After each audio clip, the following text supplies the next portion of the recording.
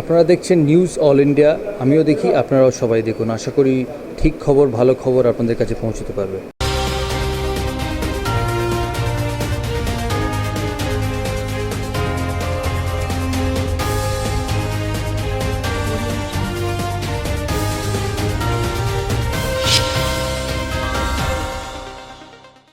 নমস্কার, news all ইন্ডিয়ার পর্দায় আপনাদের স্বাগত। আপনাদের সঙ্গে আমি অর্পিতা। শুরু করছি আজকের বিস্তারিত খবর। প্রচারে গিয়ে বসন্ত উৎসব পালন প্রার্থীর। নরেন্দ্র মোদী দেশের প্রধানমন্ত্রী হচ্ছেন, তাই বামে ভোট দিয়ে ভোটটা নষ্ট করবেন না।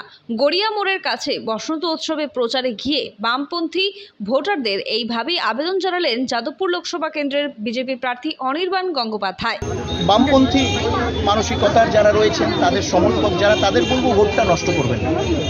কেন্দ্রে নরেন্দ্র মোদী প্রধানমন্ত্রী হচ্ছেন, তিনি গত 10 বছর প্রধানমন্ত্রী রয়েছেন এবং তিনি বিভিন্ন স্তরের মানুষের জন্য কাজ করেছেন। আগামী দিনে যাদবপুর কেন্দ্র, অ্যাজ ইউ সেড, এতটা তার একটা প্রেস্টিজ রয়েছে, তার একটা ইতিহাস রয়েছে বাংলার ইতিহাসে।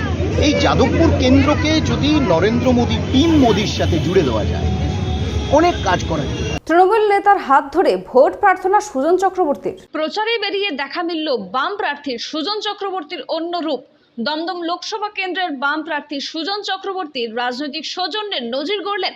জনসংযোগের মাঝে তৃণমূলের ব্যারাকপুর 2 নম্বর পঞ্চায়েতের সমিতি কর্মাধ্যক্ষকে বুকে জড়িয়ে ধরলেন তিনি।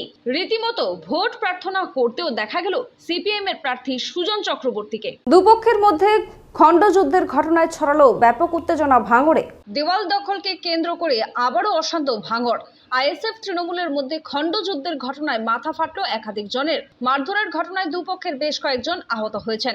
এলাকায় ব্যাপক উত্তেজনা ছড়ালে পোলেরহাট থানার বিরাট পুলিশ ঘটনাস্থলে পৌঁছায় পরিস্থিতি নিয়ন্ত্রণে আনেন। এই নিয়ে কি বললেন যাদবপুরের বাম প্রার্থী সৃজন ভট্টাচার্য, শুনবো। শোনো, আমি যাদবপুরের মানুষের প্রার্থী হয়ে দাঁড়িয়েছি। আমার এখানে বামপন্থী না আইএসএফ না কংগ্রেস বিচার করার প্রশ্ন নেই। তৃণমূল বিজেপিকে হারাতে হবে। এই দুটো দল মিলে একদম অতিষ্ঠ করে দিচ্ছে, মানুষের জীবন শেষ করে দিচ্ছে। আইএসএফের কর্মীরা তৃণমূলের বিরুদ্ধে লড়েছে, রক্ত ঝরিয়ে লড়েছে। তা আজকে তাদের যদি রক্ত ঝরে, তার পাশে এসে দাঁড়াবো না? 100 বার দাঁড়াবো। আমরা সব একসাথে আছি, আমাদের লড়তে হবে। সময় এখন একটু ছোট্ট বিরতির, ফিরে আসছে বিরতির পর। আপনি কি ভ্যাকেন্সি ল্যান্ডের সন্ধানে রয়েছেন? চিন্তা না করে আজই যোগাযোগ করুন ঋত্বিকা এন্টারপ্রাইজে। আমরা রুবি হসপিটালের 3 কিলোমিটার থেকে 12 কিলোমিটারের মধ্যে ল্যান্ড সেল করি। ভ্যাকেন্সি ল্যান্ডের দাম 80,000 থেকে 2,70,000-এর মধ্যে। তাহলে আর দেরি কেন? আজই চলে আসুন আমাদের অফিসে।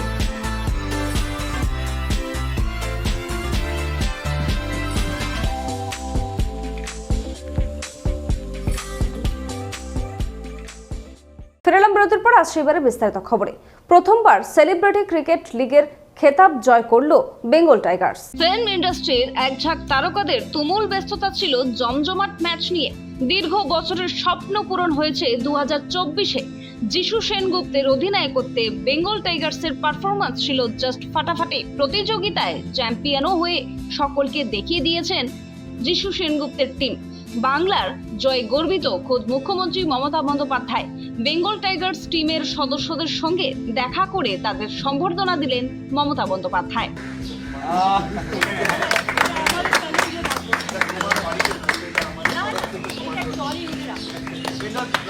আমাদের কাছে সবকিছুই পাচ্ছি, এটাই পাই না।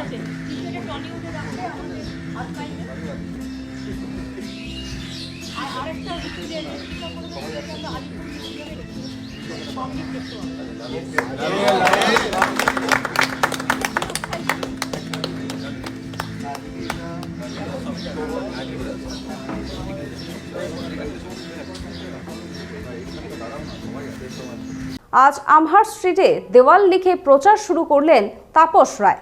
লোকসভা ভোটে উত্তর কলকাতার বিজেপি প্রার্থী হলেন তাপস রায়। আজ আমহার স্ট্রিটে দেওয়াল লিখে নিজের নির্বাচনী প্রচারে কাজ শুরু করলেন তিনি। দেওয়াল লিখলেন উত্তর কলকাতার বিজেপি প্রার্থী তাপস রায় রাজা রামমোহন রায়ের স্মরণীতে নিজের পুরনো এলাকায়। এদিন সাংবাদিকদের মুখোমুখি হয়ে কি বললেন তিনি, শুনবো। শেখ শাহজাহান, উত্তম সর্দার, শিবু হাজরাদের হাত থেকে বাংলাকে মুক্ত করা এবং যে এত দুর্নীতি, কোনো ডিপার্টমেন্ট বোধহয় দুর্নীতি মুক্ত নয়, দুর্নীতি মুক্ত বাংলা গড়ে তোলার জন্যে মানুষের কাছে আহ্বান জানানো, এবং এটা রাজ্যের নির্বাচন নয়, কেন্দ্রের নির্বাচন। সারা ভারতবর্ষ জুড়ে প্রতিপক্ষরাও, তাদের মধ্যেও কোনো সংশয় নেই যে তৃতীয়বারের জন্য বিজেপি সরকার টানা শাসনে আসছে এবং মোদিজি তৃতীয়বারের জন্য প্রধানমন্ত্রী হচ্ছে। বহরমপুরে ভোট প্রচারের ফাঁকে ইউসুফ পাঠান বিতর্কিত মন্তব্য করে সাড়া ফেলে দিলেন। इरफान पठान अभी आईपीएल में बिजी है, लेकिन जब मौका मिलेगा तो ज़रूर आएंगे। इरफान पठान भी आएंगे और कोई दूसरे और क्रिकेटर है जो फ्री होंगे उस टाइम पे, तो वो भी आएंगे। दूसरे क्रिकेटर को देखने मिलेगा? बिल्कुल देखने मिलेगा, बिल्कुल देखने मिलेगा। और यहाँ पे मैं रहूँगा 5 साल, तो कोई ना कोई क्रिकेटर भी आता रहेगा और किसी न किसी को हम लाएंगे जो यहाँ के लोग उनको देख सके और उनसे मिल सके। সময় এখন একটা ছোট্ট বিরতির, ফেরা আছে বিরতির পর। রুবি হসপিটালের খুব কাছে বিমান্তা হোটেলের পাশে রুবি গেস্ট হাউস।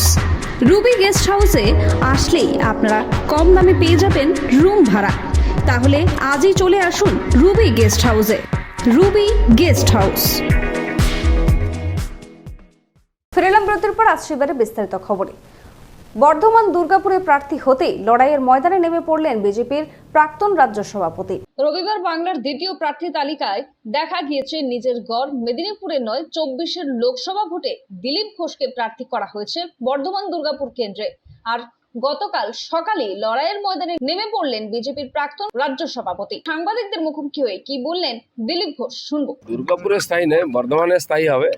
স্থায়ী কোথাও থাকে না, বর্ধমানে থাকবো, গ্রামে গিয়েও থাকবো, যেখানে গ্রামীণ বিধানসভাতে। খড়গপুর, দুর্গাপুর একটা সেন্টার, এখানেও থাকবো। সেই জন্য বিভিন্ন জায়গায় থাকবো। আজকে ছিলাম দুর্গাপুরে, আজকে এখানে মর্নিং ওয়াক দিয়ে শুরু হলো। 26 দিন পর বিক্ষোভ অবস্থান উঠে গিয়েছে বিজেপির রাজ্য সদর দপ্তরের সামনে থেকে। বিধায়িকা ও মন্ত্রী শশী পাজা ও বিধায়ক বিবেক গুপ্তা আজ 12:30 নাগাদ অবস্থান মঞ্চে হাজির হন। তাদেরকে বলে মুখ্যমন্ত্রী এবং অভিষেক ব্যানার্জি তাদেরকে পাঠিয়েছে এবং তাদেরকে জানানো হচ্ছে যে অবিলম্বে যেন এখানকার ধর্ণা বন্ধ করা হয়। এই মোতাবেক কি বলা যায় ধর্ণা উঠতে চলেছে। এখনকার মতো এই পর্যন্তই। দেখতে থাকুন নিউজ অল ইন্ডিয়া খবর মানি আমরা। শুভরাত্রি।